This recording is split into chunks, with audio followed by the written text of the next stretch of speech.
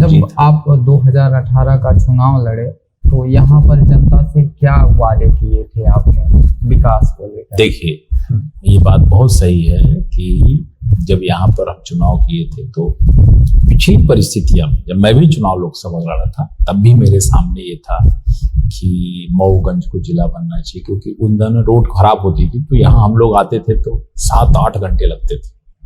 तो रीवा से यहाँ आने में 7-8 घंटे लगते थे। तो लगता था कि यार मऊगंज जिला बन जाए तो ये मुख्यालय बन जाए, आना जाना बहुत तकलीफ होती थी।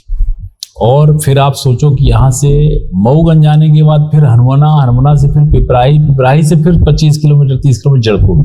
तो जड़कुड़ से आप तुरंत मिर्जापुर पहुंच जाओ, जड़कुड़ से सीधी सिंगरौली पहुंच जाओ, मगर जड़कुड़ से रीवा पहुंचना बड़ा कठिन। तो ये लगता था कि एक जिला बन जाए। और पूरे क्षेत्र में पानी तो लगभग पहुंचता था, यहाँ पानी नहीं था, तो पानी का भी एक समस्या थी कि वो भी मुझे लक्ष्य था कि वो भी आ जाए। एक हनुमाना में कॉलेज बन जाए।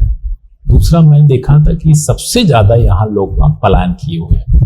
पलायन मतलब दूसरे पानी का कमी होने के कारण, खेती का अभाव नहीं होने के कारण लोग बाहर 25 से 30 हजार लोग यहाँ के बाहर मजदूरी कर रहे हैं। परिवार की हम बात करें तो कम से कम 10 से 15 हजार परिवार ऐसे होंगे जिनके लोग बाहर काम कर रहे हैं। तो इतनी बड़ी तादाद में लोग यहाँ से बाहर कमाने जा रहे हैं। और जब हम देखते हैं कि क्या कर रहे हैं, तो कोई सूरत में फैक्ट्री में काम कर रहा है, तो कोई नागपुर में, तो कोई साउथ में, तो कोई गुड़गांव में, तो कोई बनारस में, जो जहां जिसको मिल रहा है।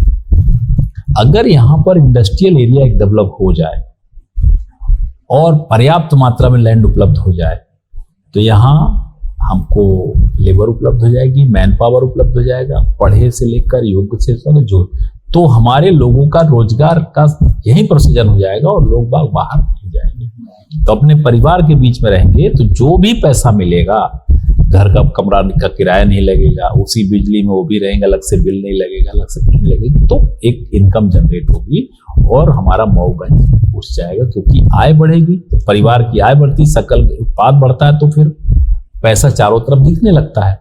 तो अगर 20,000 लोगों को यहाँ हम तनख्वाह दे दें और वो जब क्षेत्र में जाएगा, सामान खरीदेगा, तो हमारा मऊगंज में स्वाभाविक रूप से उठाव आएगा। तो ये मैंने तय किया था। तो ये इंडस्ट्री लगना, पानी मिलना, जिला बनाना, कॉलेज बनाना, ये सब चीजों का लक्ष्य था। ये रख करके आदमी काम किया। और जब आप चुनाव जीत गए तो उनमें से कितने वादे पूरे किए? देखिए, मऊगंज का कॉलेज बन गया, ये हनुमाना कॉलेज नया खुल गया। मऊगंज में नई कॉलेज की बिल्डिंग, 2 बिल्डिंग नई कॉलेज की बन गई।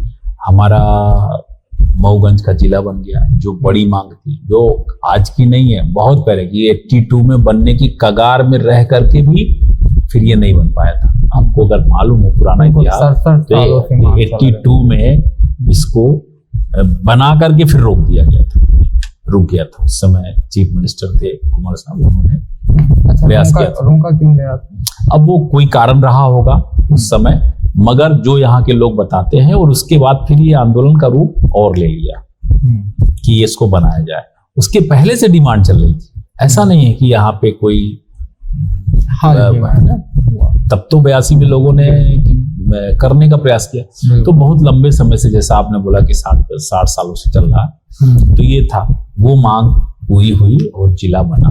मैं माननीय मुख्यमंत्री शिवराज सिंह का धन्यवाद करता हूँ कि जब हमने उनको अपना प्रस्तुत किया है प्रतिवेदन, तो हम ड्राइंग नक्शा ले जा करके बनाना, रिपोर्ट बना के ले जाना कि हम कैसे कैसे जिला बना रहे हैं, कहाँ से हमारी ग्रोथ होगी, इनकम कहाँ से होगी, लोगों को क्या तो उसको बनाने में माननीय मुख्यमंत्री जी ने हमेशा सपोर्ट किया और वादे मुताबिक वो यहाँ पे आके जिले की घोषणा कर गए।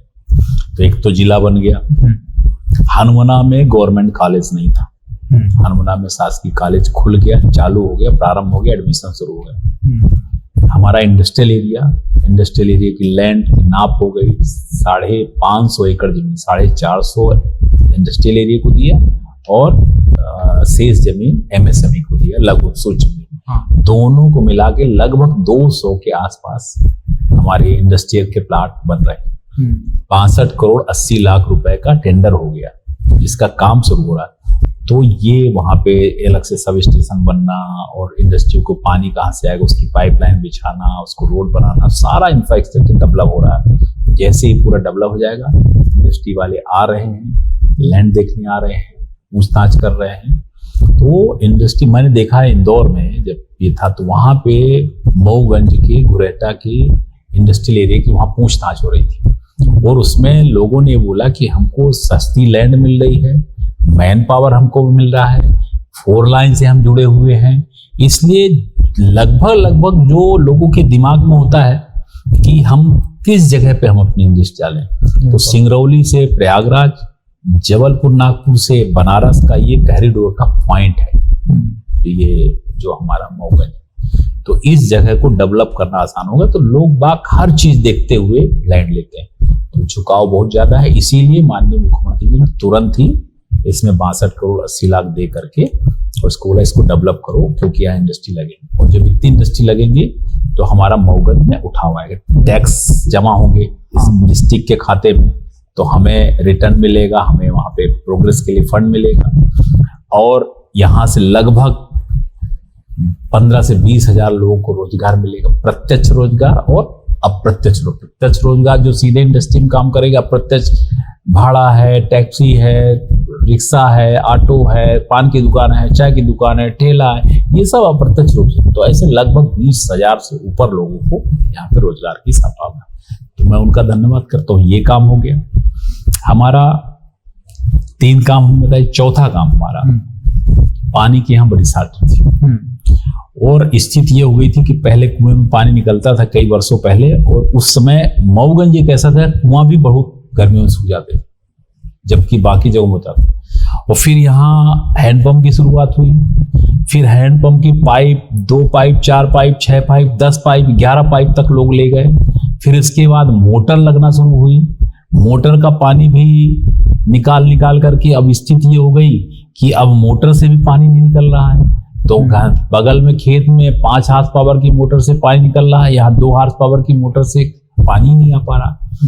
तो पानी के पीने की ही बड़ी समस्या थी, इसलिए हमने तय किया, नगरीय क्षेत्र में तो अपन ने कर लिया था, यहाँ मऊगंज में भी और हनुमाना में भी, कि हमने पूरा जल जीवन मिशन के तहत यहाँ पे घर घर और गोरमा से पानी आ रहा हनुमाना का, और नदी में वहां पे डैक्ट बना करके मऊगंज में, तो ये तो पानी हो गया था। मगर ग्रामीण क्षेत्रों की अभी दिक्कत थी।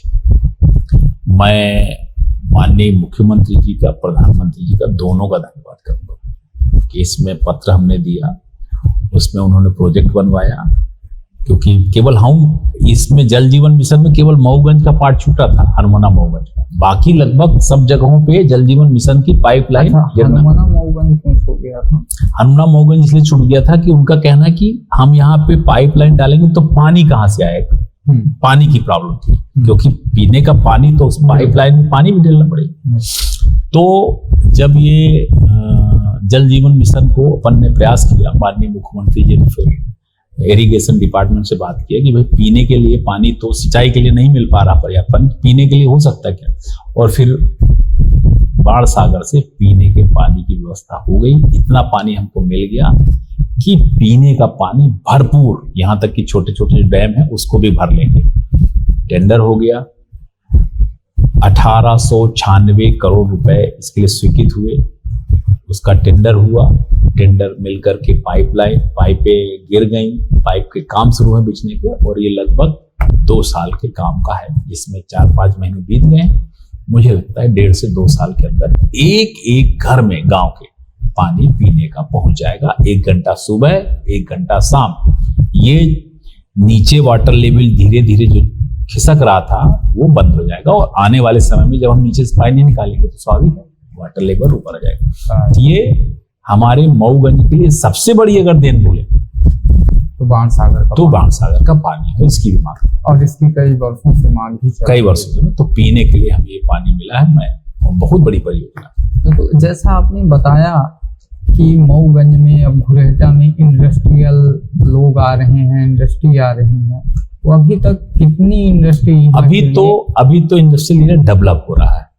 अभी लोग क्वारी कर रहे हैं, जैसे आते हैं तो डिपार्टमेंट के लोग आते हैं तो डेट दे देते हैं कि इस तारीख को वहां पे चलना है, तो लोग बाग आते हैं, तो एरिया देखते हैं कि हमारा रोड से कितनी दूरी हो जाएगा, अभी कितना डेवलप हो गया है, कितना डेवलप नहीं, क्योंकि उनको डेवलप चाहिए, वो डेवलप दे रहे हैं। हाँ, वो डेवलप कर रहे हैं। तो डेवलपमेंट का शुरू में जब क्वारी आई थी, हाँ। तो ये आया था कि कोई भी अनडेवलप्ड प्लाट ले सकता है। फिर इसके बाद डिपार्टमेंट ने जब पैसे सैंक्शन कर लिया, जब इंदौर के इन्वेस्टर मीट में घुरेटा की डिमांड बढ़ी, तो फिर उन्होंने बोला कि इसको डेवलप करके देना है, ताकि सिस्टमेटिक ढंग से लोगों की इंडस्ट्रियां लगे और ज्यादा से ज्यादा लोग इंडस्ट्री लगा सके, संख्या ज्यादा रहे। तो इसलिए एमएसएमई का पार्ट अलग कर दिया कि इतने एरिया में सूक्ष्म एवं लघु उद्योग लगेंगे। हैवी इंडस्ट्री का पार्ट अलग रख दिया, जिसमें बड़े भी इंडस्ट्री प्रोडक्शन बढ़ेंगे, जिसमें 1 एकड़ 2 एकड़ 2.5 एकड़ तक के प्लाट उसमें निकल के आ रहे हैं। तो जैसी जो इंडस्ट्री होगी, तो 3-4 तरह की क्राइटेरिया बनाए हैं कि इस तरह की इंडस्ट्री के लिए हम ये प्लाट देंगे, इस तरह की इंडस्ट्री के लिए हम ये प्लाट देंगे। लगभग सब तरह के उद्योग लग सके, उसके लिए वो बना रहे हैं। और 126 प्लाट हमारे उसमें निकल रहे हैं, और एमएसएमई के प्लाटों की और करके, तो कुल मिला के लगभग 200 के आसपास यहाँ पे प्लाट, छोटे बड़े प्लाट। और फिर ऐसा नहीं है कि जब एक बार इंडस्ट्रियल डेवलप हो जाता है ना, तो फिर कोई इंडस्ट्री को मान लीजिए 100 एकड़ चाहिए, तो फिर वो कहीं से प्राइवेट लैंड खरीद करके फिर बड़ी इंडस्ट्री भी डालते हैं। तो आपने देखा होगा, जैसे रीवा में, चौराटा में इंडस्ट्री है, तो इंडस्ट्री लेने के अलावा भी लोगों ने इंडस्ट्री डाल के रखी है। तो कोई हरमड़ा में और बड़ा लैंड ले सकता है, 400 डालेगा, 200 एकड़ में डालेगा, बड़ी। तो एक इंडस्ट्रियल जब हब बनता है, तो फिर लोगों का एक दूसरे से जुड़ा, जैसे एक बार आपने देखा होगा कि सूरत कोई काम करने चला गया तो फिर 10 लोगों को और ले जाता है, और लेके जाता है। उस तरह का यहाँ पे बनेगा। हमारा मऊगंज बहुत डेवलप होगा।